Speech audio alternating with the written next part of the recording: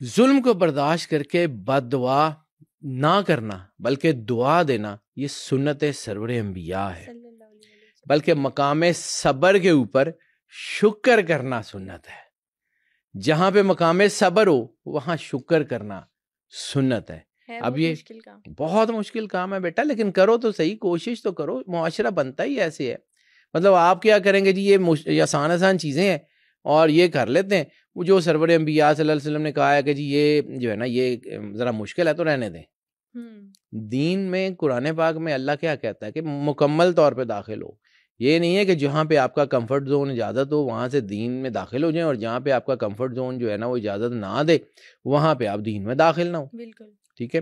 اب طائف کا واقعہ مشہور واقعہ سب نے سنا ہوا ہے، سرور انبیاء صلی اللہ علیہ وآلہ وسلم جب طائف میں دعوت دینے گئے ہیں تو میں نے معراج کے ضمن میں ذکر کیا تھا کہ اسی طائف کے سفر کے فوراً بعد معراج ہے۔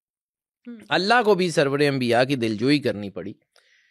اس وجہ سے کہ آپ جو ہے نا اس وقت تکلیف میں تھے۔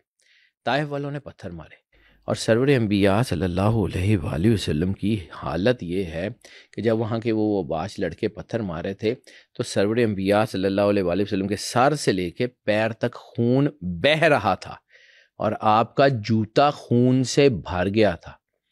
یعنی سرور انبیاء صلی اللہ علیہ وآلہ وسلم کے جسم مقدس پہ اتنے زخم تھے، ان سے خون نکل رہا تھا، سر مبارک کے اوپر زخم تھے، سر سے خون بہہ کے پورے جسم اور لباس کو جو ہے وہ ہوتا ہوا جوتوں میں بھر گیا تھا۔ تکلیف کی شدت کا آئیڈیا ہو سکتا ہے آپ کو کیا ہوگی۔ اور پھر جب وہ آپ زخمی ہو گئے اور زخمی ہو کے آپ ایک باغ میں آپ نے پناہ لی تو فرشتے آئے تھے نا، یا رسول اللہ صلی اللہ علیہ وسلم، اللہ کہتا ہے کہ عذاب جو ہے ان کے اوپر نازل کیا جائے، تو فرشتوں نے کیا کہا تھا؟ اب فرشتوں کو بھی پتہ ہے سرور انبیاء صلی اللہ علیہ وآلہ وسلم کا پروٹوکول کیا ہے۔ فرشتوں کو بھی پتہ ہے کہ جب سرور انبیاء صلی اللہ علیہ وآلہ وسلم کھڑے ہیں عذاب نہیں آئے گا فرشتوں کو۔ تبھی تو جب ابو جہل نے کہا تھا کہ جو ہے وہ اگر آپ سچے نبی ہیں تو اللہ کو کہیں میرے پہ عذاب نازل کرے، تو آیت آ گئی تھی کہ یا رسول اللہ ان کے اوپر عذاب کیسے نازل کروں گا، آپ کھڑے ہیں۔ تو سرور انبیاء صلی اللہ علیہ وآلہ وسلم کی رحمت للعالمین ہونے کا جو مقام ہے اس کو سمجھیے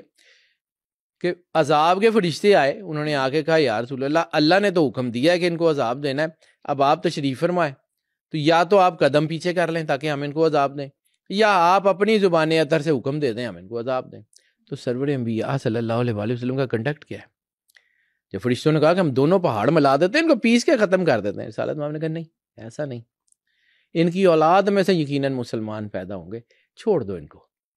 پازیٹیوٹی کا لیول، یہ سرکار ہیں بیٹا، سرکار ختمی ہے مرتبت ہے، یعنی صرف ایسا نہیں ہے، میں نے کہا نا مقام میں صبر کے اوپر، وہاں صبر کرنا تھا، وہاں شکر کریں۔ پھر مطلب اسی گھر کے حسین و منی وانا من الحسین کا مطلب سمجھ آتا ہے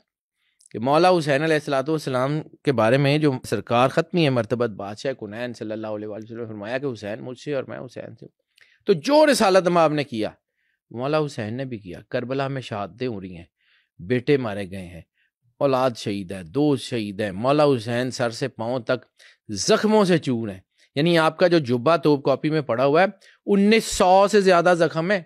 1900 سے زیادہ اس جبے کے اوپر زخم ہے، تو 1900 زخم اگر جبے میں ہے تو جسم کی کیا حالت ہوگی؟ تو اس حالت میں مالک نے کہا کیا؟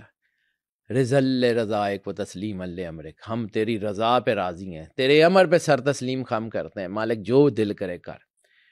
پھر اسی گھر کی ایک اور مثال، جب مولا امام حسین علیہ الصلوۃ والسلام کی شہادت ہو گئی، سر نیزے پہ بلند ہو گیا، تو پاک بی بی سیدہ مسافرہ شام سلام اللہ علیہا اپنے بھائی کی جو ہے وہ جسد کے اوپر پہنچی ہیں، اور حالت یہ ہے کہ سر جو ہے وہ جسم پہ نہیں ہے، زخموں کے اوپر ریت ہے، لباس آپ کا نوچ لیا گیا ہے، اور آ کے تو اس جگہ کھڑی ہو کے کہتی ہیں آنتا اخی، تو میرا بھائی ہے، یعنی جسم اطہر سے پوچھ رہی ہیں کہ کیا تو میرا بھائی ہے؟ تو جسم اطہر سے کٹے ہوئے سر سے آواز آتی ہے کہ الیہ الیہ یبنت رسول اللہ، کہ یا رسول اللہ صلی اللہ علیہ وسلم کی بیٹی تشریف لے آئیے۔ اب ہمیں تو یہ سمجھ آتی ہے کہ جی نیزے پہ قرآن پڑھے تھے، وہ تو کربلا کے میدان میں کٹے ہوئے گلے سے گفتگو کر رہے تھے۔ اس وقت بی بی نے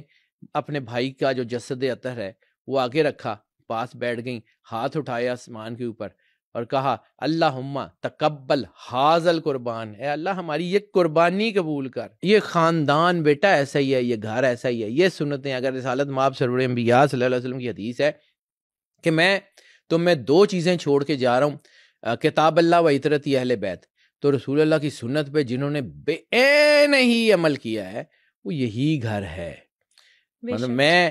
اکثر بات کرتا ہوں اپنے والد صاحب کی، اپنے دادا جی کی. میرے والد صاحب علماء اکیڈمی کے پرنسپل تھے، میرے دادا جی نے جو ہے وہ مجھے پڑھایا اور میں نے ان کی تربیت میں رہا. تو یہ دونوں میرے والد صاحب اللہ ان کی تربت پہ کروڑ کروڑ رحمت نازل کرے، میرے دادا جی اللہ ان کے اوپر جو ہے نا رحمتوں کا نزول کرے، ان دونوں نے میری تربیت کی ہے. مجھے میرے دادا جی یہی کہا کرتے تھے کہ بیٹا یہ جو سید ہے نا یہ صرف کہلانا نہیں ہے، اگر تم یہ کہتے ہو نا کہ ہم سید ہیں، رسول اللہ کی اولاد ہیں، تو کم سے کم اپنے قاتل کو شربت پلانے کا حوصلہ ضرور رکھنا.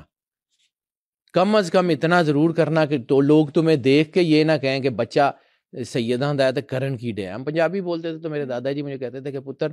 جے کسی نے تینوں اے ویکھ کے کہا نا کہ پتر تے سیداں دا ہے تے کردا کی پیا ہے تے بیٹا ساڈے سارے دے سر 'چ کھے پوا دے. تو مجھے اسے ڈر لگتا ہے بیٹا، میں اپنے کردار کی حفاظت کرنے کی کوشش کرتا ہوں، کر ہی سکتا ہوں.